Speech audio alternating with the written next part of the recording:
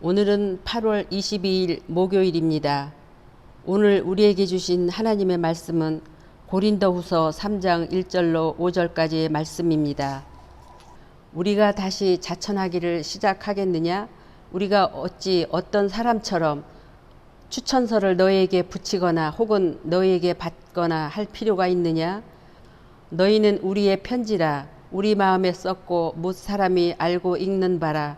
너희는 우리로 말미암아 나타난 그리스도의 편지니 이는 먹으로 쓴 것이 아니요 오직 살아계신 하나님의 영으로 쓴 것이며 또 돌판에 쓴 것이 아니요 오직 육의 마음판에 쓴 것이라.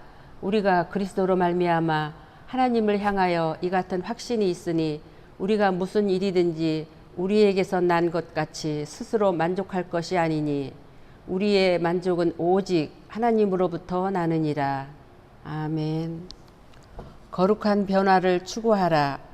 예루살렘 교회에 대한 박해로 뿔뿔이 흩어진 성도들은 새 삶의 터전에서도 믿음의 교제를 가졌고 이런 모임이 자연스럽게 교회가 되었습니다.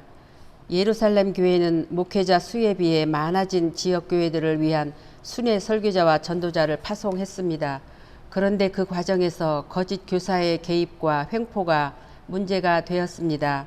이단에 속한 거짓 교사들이 마치 예루살렘 교회에서 파송받은 정식 목회자인 것처럼 연기하며 거짓 교훈을 전한 것입니다.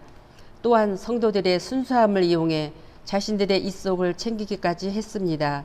이런 일이 반복되다 보니 교회마다 순회 설교자에 대한 의심이 생겨났고 예루살렘 교회는 이 문제를 보고만 있을 수 없었습니다.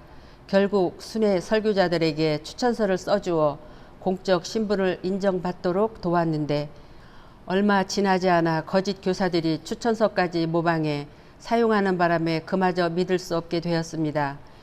이 혼란에서 사도 바울도 예외일 수는 없었습니다. 고린도 교회 성도 중 바울의 신분을 문제 삼는 이들이 있었습니다. 이때 바울은 자신의 사도권을 증명하기 위해 공적 추천서를 보여주지 않았습니다. 그에게는 신분을 증명할 강력한 증거가 있었습니다. 바로 고린도 교회의 변화된 성도들이었습니다.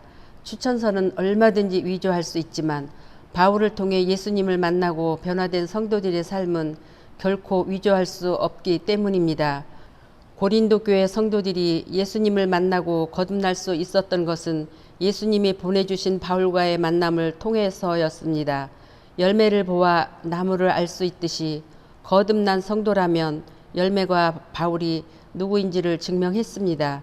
바울은 자신과의 만남을 통해 변화된 고린도 교회 성도들을 가리켜 그리스도의 편지라고 불렀는데 이는 바울이 주님의 사도임을 입증하는 가장 강력한 추천서라는 의미입니다.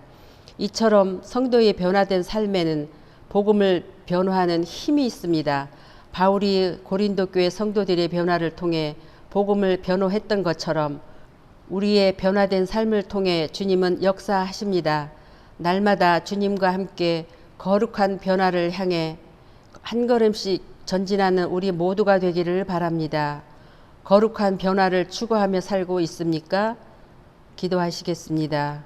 하나님, 바쁜 일상을 핑계삼아 거룩한 변화를 게을리하지 않게 하옵소서.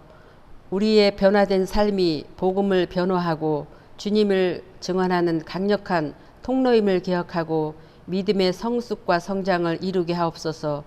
그리스도의 편지가 되게 하옵소서. 예수님의 이름으로 기도합니다. 아멘.